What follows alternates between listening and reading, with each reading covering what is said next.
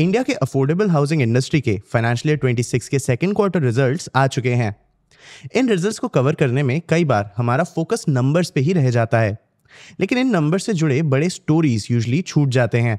आज के इस वीडियो में हम सिर्फ नंबर्स पे फोकस नहीं करेंगे, हम इन नंबर्स से जुड़े नैरेटिव्स भी समझेंगे। हम इंडिया के अफोर्डेबल हाउसिंग इंडस्ट्री के 3 मेजर प्लेयर्स आवास फाइनेंसियर्स, आधार हाउसिंग फाइनेंस और एप्टस वैल्यू हाउसिंग के नंबर्स पे फोकस करेंगे। सबसे पहले हम इन कंपनीज के ग्रोथ का ट्रेजेक्टरी देखेंगे। हम इस इंडस्ट्री पे फॉलिंग बोरोइंग कॉस्ट्स का इम्पैक्ट भी देखेंगे। मैं हूं आपका होस्ट देव, आप देख रहे हैं मार्केट्स बाय ज़ीरोधा हिंदी। चलिए शुरू करते हैं। सबसे पहले इस इंडस्ट्री के प्लेयर्स की ग्रोथ ट्रेजेक्टरी देखते हैं। फाइनेंशियल ईयर 26 के सेकंड क्वार्टर में एक इंटरेस्टिंग ट्रेंड देखने मिला। तीनों कंपनीज ने अपना बुलिश व्यू कम किया है। फाइनेंशियल ईयर के स्टार्टिंग में मैनेजमेंट टीम्स कॉन्फिडेंट थे और उन्होंने काफी एम्बिशियस टारगेट्स भी सेट किए थे। ये इस इंडस्ट्री के लिए कोई नई बात नहीं है। ये कंपनीज पिछले कई सालों से हाई ग्रोथ रेट्स पे बढ़ रहे हैं और मैनेजमेंट ने पहले इसी ग्रोथ के हिसाब से गाइडेंस भी सेट किया था। लेकिन फाइनेंशियल ईयर 26 के सेकंड क्वार्टर में ये ऑप्टिमिज्म वीक है और मैनेजमेंट इसे छुपा भी नहीं रही। आवास फाइनेंसियर्स ने साल के शुरुआत में एसेट अंडर मैनेजमेंट में 20% का ग्रोथ का गाइडेंस दिया था। मिड ईयर तक मैनेजमेंट ने यह नंबर 18 to 20% तक कम कर दिया। लेटेस्ट क्वार्टर में कंपनी ने अपना गाइडेंस 18% तक फाइनली कम कर दिया है। एप्टस वैल्यू हाउसिंग का भी सिमिलर कंडीशन था। कंपनी के चेयरमैन ने एनालिस्ट को बताया कि कंपनी 25% से ज्यादा की ग्रोथ के लिए एम कर रही थी। उन्होंने यह भी कहा कि करंट मार्केट कंडीशंस के कारण कंपनी का ग्रोथ स्लो हो रहा था।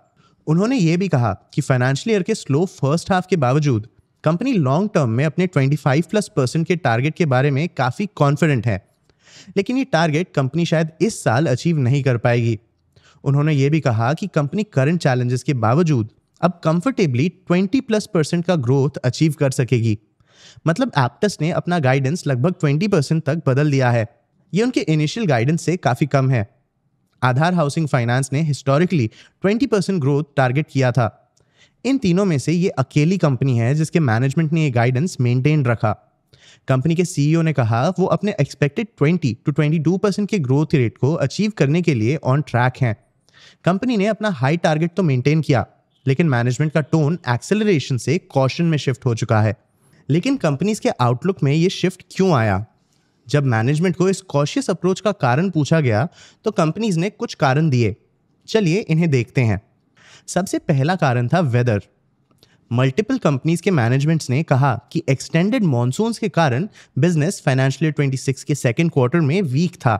जैसे आधार की बात करें तो कंपनी के सीईओ ने कहा कि लंबे और हैवी मॉनसून्स के कारण होम कंस्ट्रक्शन एक्टिविटी और न्यू लोन साइनअप्स में फॉल आया।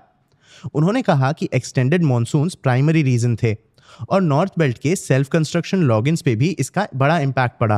एप्टस ने भी अपने कमेंट्री में कहा कि इस क्वार्टर डिसबर्समेंट ग्रोथ कुछ टेम्पररी वेदर रिलेटेड डिस्ट्रप्शंस के कारण वीक था। तो मॉनसून का एग्जैक्टली क्या इम्पैक्ट था? क्या बारिश के कारण लोग घर खरीद या बेच नहीं सकते? देखो दोस्तों, अफोर्डेबल हाउसिंग फाइनेंस कंपनीज के बिजनेस का एक मेजर हिस्सा उन लोगों से आता है जो अपने नए घर खुद बना रहे होते हैं और बारिश में कंस्ट्रक्शन एक्टिविटी बहुत कम हो जाती है। मॉनसून सीजनैलिटी इन कंपनीज के लिए कोई नई चीज नहीं है। इन्होंने कई सालों से रेनी सीजन में स्लो डाउन से डील किया है। हमने अपने पिछले कई वीडियोस में भी ये नोटिस किया है और इवन आरबीआई के एक रिपोर्ट के हिसाब से मॉनसून के कारण इंडिया में इकोनॉमिक एक्टिविटी स्लो हो जाती है। इंटरेस्टिंग बात यह है कि इस मॉनसून सीजनैलिटी के बारे में जानने के बावजूद कंपनीज ने इतने एग्रेसिव टारगेट सेट किए थे। अब जब ये टारगेट्स अचीव करना मुश्किल हो गया है तब ये इस अंडर डिलीवरी का कारण बारिश बता रहे हैं।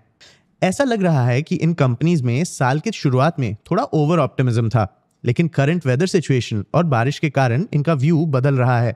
इन कंपनीज के लो ऑप्टिमिज्म का एक और कॉमन कारण टैरिफ्स जैसे ब्रॉडर इकोनॉमिक फैक्टर्स थे। कई एग्जीक्यूटिव्स ने स्पेसिफिक इंडस्ट्री क्लस्टर्स में ये प्रॉब्लम पॉइंट आउट किया, जैसे सूरत के जेम्स एंड ज्वेलरी हब्स और तिरुपुर के टेक्सटाइल हब्स।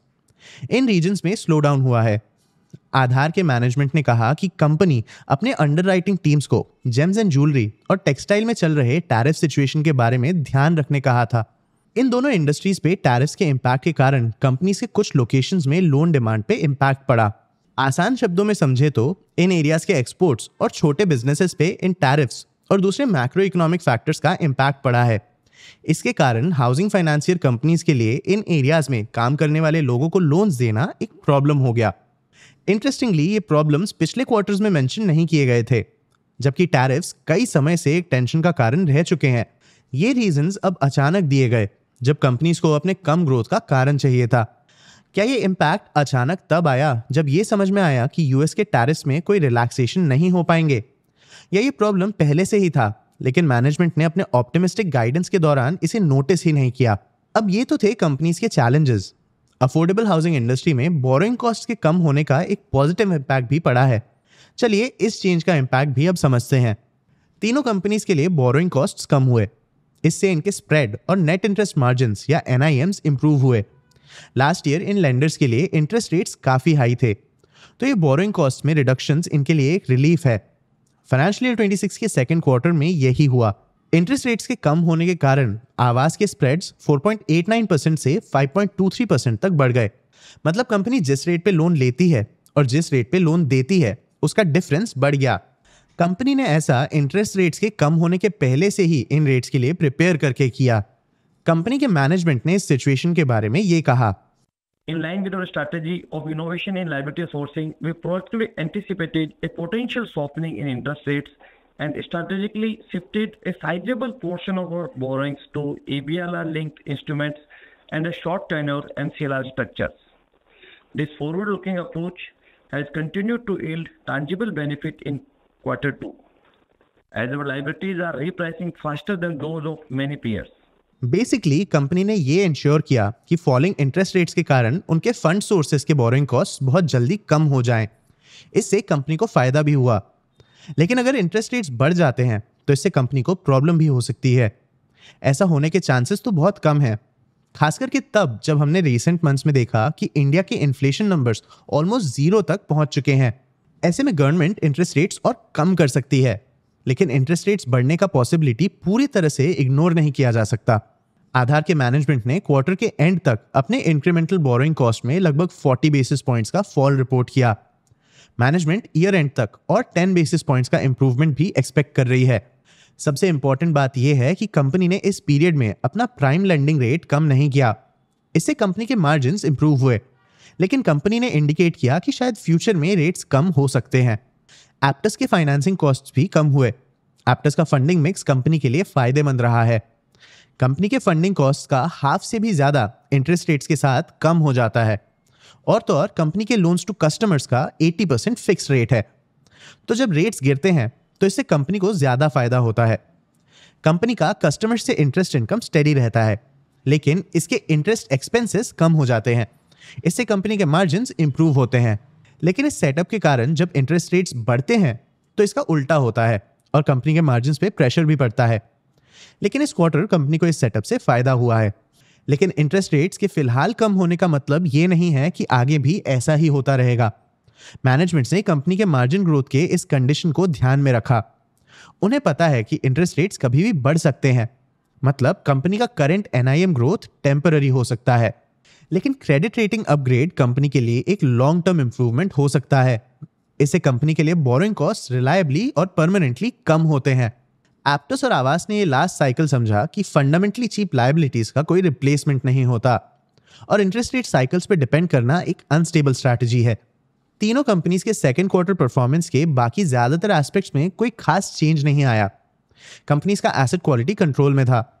कंपनीज का नेट एनपीए लगभग 1% के आसपास ही था, लेकिन अर्ली डेलिंक्वेंसीज थोड़े बढ़े थे। कंपनीज का ब्रांच एक्सपेंशन और नेटवर्क ग्रोथ स्टेडीली बढ़ा और कंपनी के प्रॉफिटेबिलिटी मेट्रिक्स भी हेल्दी थे। कंपनीज के इंडिया के छोटे शहरों के एस्पायरिंग होम ओनर्स को लोन्स देने का कोर ऑपरेशन भी स्टेडीली चल रहा है।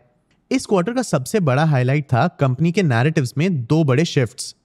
सबसे पहला था मैनेजमेंट के आउटलुक में चेंज और स्लोअर ग्रोथ एक्सपेक्टेशन।